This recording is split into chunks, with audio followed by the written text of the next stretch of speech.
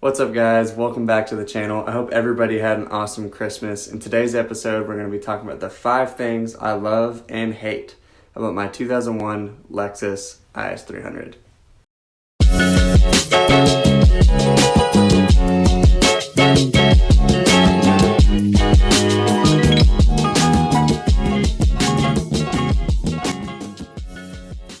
Alright guys, if you haven't already, please go ahead and smash that like button. If you like the video, go ahead, subscribe, share it with all your friends, hit the notification bell down at the bottom so you can see when I make fun videos like this one for you. And I really do appreciate it, I really do. It means a lot to me, so thank you for that. On to the video.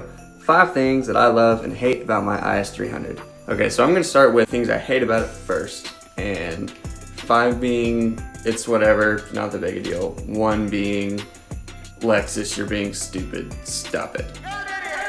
So number 5 is going to be how low the center console is, because the armrest is ridiculously low and it sucks. Every car that I've ever owned, their armrests have been, you know, pretty high, pretty good, pretty comfortable. And this one just sucks. This is awful. It's not comfortable at all. It's super low. I have to sink down if I want to rest on it. It just sucks. Coming in the number 4 spot is going to be the fact that it's not manual. I told myself after picking up the E36 that I was not going back to an automatic car. I really loved the feeling of shifting my own gears, putting in the clutch, just having a feeling of being connected to the car and having a sense of control. And, you know, downshifting, the whole experience with a manual car I just love. And I'm bummed that this is an automatic. But on another note, this is a really good automatic transmission. It's really solid, and I do enjoy it. And it shifts pretty fast. I just really miss having a manual car. So, who knows? Maybe in the future I'll manual swap it if I find $6,000 laying on the ground, because that's gonna be quite a lot of money. And it would be really cool, or I just find a manual one in the future. That man is wearing shorts. Like, hoochie daddy shorts. It is freezing here, if you didn't know, by the way. Like, I have never seen it get in the single digits. The other day it was 2 degrees at work. Right now it's in the 20s. It's whatever, that's kind of normal for winter, but it was freezing the other day and it's still 27 degrees and that man was wearing shorts. Number 3 is going to be aftermarket support. Don't get me wrong, this car has so much stuff for the actual car, like body kits, wings, carbon fiber galore, everything.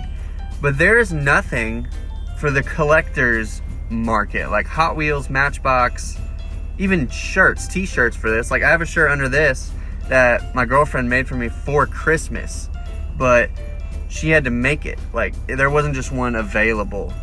There's really nothing for the IS300 like in that market, unless somebody knows out there watching where I can find Hot Wheel, Matchbox, anything like that for the car that I can throw up on my Hot Wheels wall. That would be great, but I haven't found anything at all. Number 2, I'm now going to remove my cup holder. That's it. Why did Lexus not screw this in or glue it in to its housing? This is the most annoying piece of plastic I've ever had to deal with in a car. Ever. Because anytime I put a cup in there and I go to grab my little drink, it comes out, it sticks to it. It just comes right out with it. And it's not big enough to fit anything besides a small water bottle. Let's just say, for example, I went and got me and my girlfriend 2 large Baja Blasts from Taco Ding Dong, and sure, you can fit 1 cup in there. Try fitting 2 of those suckers in there, and you may just have to spill your drink on your car. They did not do this good in any way. Number 1 has to be the paint condition of my car. So when I bought the car and went and looked at it, it looked perfectly fine. And what I thought was dust on it just from it sitting in the dealership parking lot turned out to be some dust and dirt and stuff actually in the paint. So the guy said they just painted it the week before I bought it, like freshly painted. My theory is they painted it and they left it outside where the conditions and weather could get to it, and it laid on the paint, and the paint dried and sealed, and voila, now there's dirt and shit in the paint, front bumper, hood, some on the rear bumper, in my car. So hopefully I can just clay bar it and that stuff will come right out, but we will see. So that's number 1. On to my favorite things of the car. Going in the number 5 spot, the thing that I love about the IS is just the car in general. The history behind it, the fact that it has a 2J, non-turbo, in it, the car, how it looks, the body lines, the detail and design they put into the car. I just love the car. It's why I bought the thing. I just love the car in general. So number 4 for me is the sound of the car.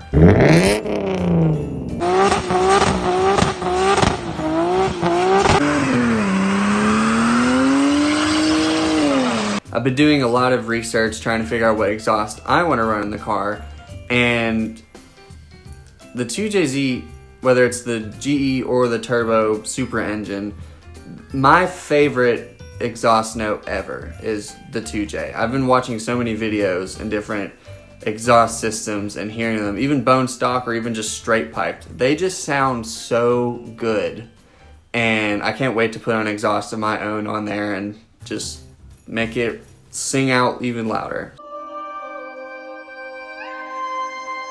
Number 3 is going to be the IS300 community.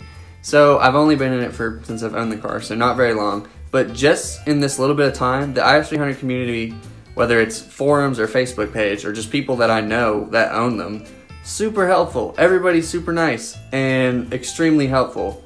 You go on the Facebook page, you ask a question, 10 answers instantly, and they're not like, go figure it out yourself. Like the 3000 GT community, I'm not talking about the friends that I have that own 3000s. You guys are awesome. You've helped me with so much. I'm talking about the people I've never met in person that were like on the Facebook page. They were like, go do it yourself. But the IS300, super nice, super awesome. We already talked about the stuff the car doesn't have, and now we're gonna talk about what it does have, which is number 2, aftermarket support. This car has so much aftermarket support. It is insane. Carbon fiber A through Z, everything. Bumpers, lips, wide body kits, turbo kits, exhausts, wheels, different grills. I already put that on there. There's so much stuff for this car, and I love it. It's gonna make the build series so much easier. The 3000 GT had nothing for that freaking car. There was nothing, and if there was, it was so expensive. Even parts to repair things with, if something breaks, super cheap. You can find it anywhere. That's why it's number 2. It's everywhere. Aftermarket support. Finally, in the number 1 spot is the color of the car. Spectra Blue. I am absolutely in love with the color of this car. It's probably the reason I bought it. I drove by it so many times and I was just like, that is such a nice color blue. It wasn't in bad condition, it was freshly painted. It's just a good solid blue. In some angles it looks purple, and the sunlight sometimes it looks green. It is just an awesome color, and I'm totally in love with it. I wouldn't have a different color IS. I'm not a fan of red anymore, of course. I've owned every red car known to man. Silver, White is a close second. I do like the white.